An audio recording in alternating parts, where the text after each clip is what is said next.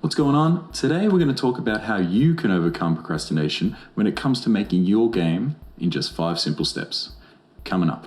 Now, this is a big one for a lot of developers out there, whether they're newbies or they're veterans. I believe it's prevalent because of the nature of the industry that we're in and what our interests are. We like games, we play games, and we make games.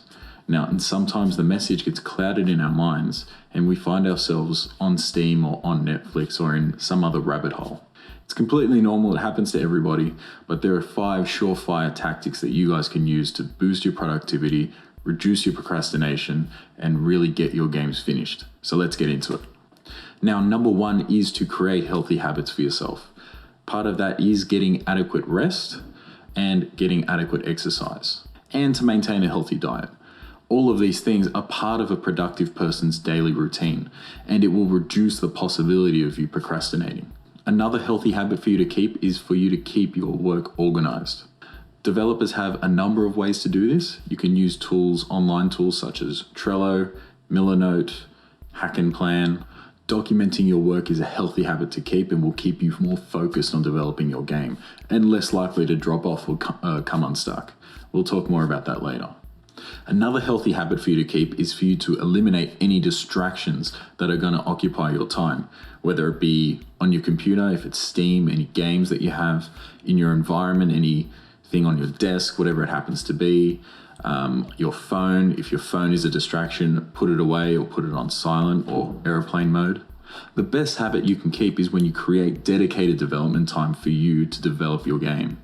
When you do this consistently and you are doing focused work, you're stepping your way forward to completing your game, and you are just eliminating the possibility of procrastinating. A third tactic to combat procrastination in your game is to set yourself a time frame. If you set yourself a time frame to achieve certain goals, milestones, and you are firm and strict about achieving them, then you find yourself procrastinating less since you have a self-imposed goal.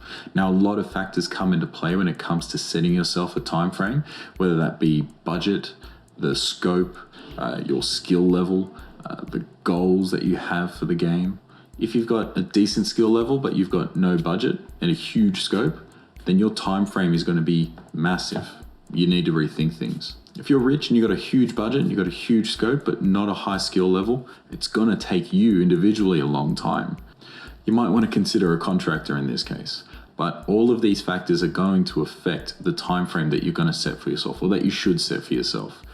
Don't be unrealistic, make them achievable, and reward yourself when you achieve them. Which brings me to my next point, which is number 4, incentives. We all work differently, we're all motivated by different things, we're all incentivized by different things. The 2 primary forces of motivation upon any single person are the carrot and the stick. The carrot being the reward that you get when you complete a task or you achieve a goal.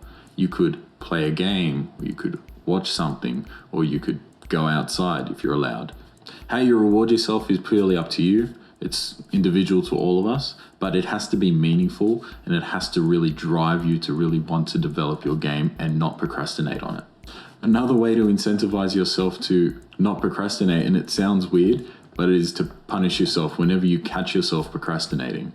Now, I'm not saying don't get into flagellation or anything like that, it's not recommended, but all you really need to do is just restrict your gaming, or no junk food if you're into that thing, or additional exercise if it's going to be a punishment for you.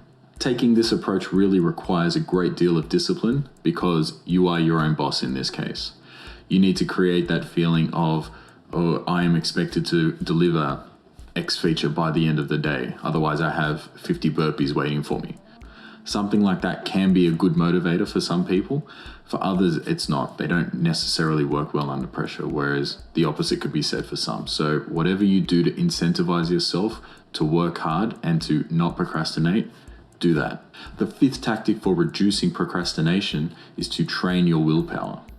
Now, we train our willpower in a number of ways, but we do so primarily by reconditioning your mind, because when you recondition your mind, your body and everything else follows.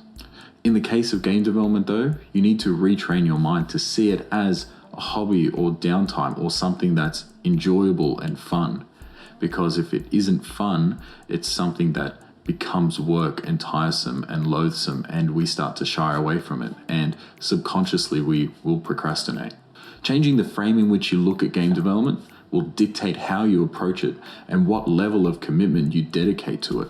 Another way to train our willpower is to just achieve a healthy balance. If you aren't practiced in exercising every day, or eating healthily, or waking up at certain times, or going to sleep at certain times, and developing at certain times, then doing all of it all at once is going to burn you out very quickly. In this case, it's all about baby steps. It's doing one thing, getting used to it, doing another thing, getting used to it, doing another thing, getting used to it, until you've set up all these healthy habits, you've got this healthy balance, and once you have all of these things working for you, you can start to do more game development. But doing it all before you're ready is just going to set you up for failure, so baby steps. Another way to train your willpower is to take a leaf out of Nike's book and just do it. Stop wasting time, make a commitment to yourself, and just start something. If you find yourself procrastinating, then stop, refocus on what you were doing last, and then start again. I'd recommend the Pomodoro technique if you want to manage your time and have small, effective sprints of work throughout the day.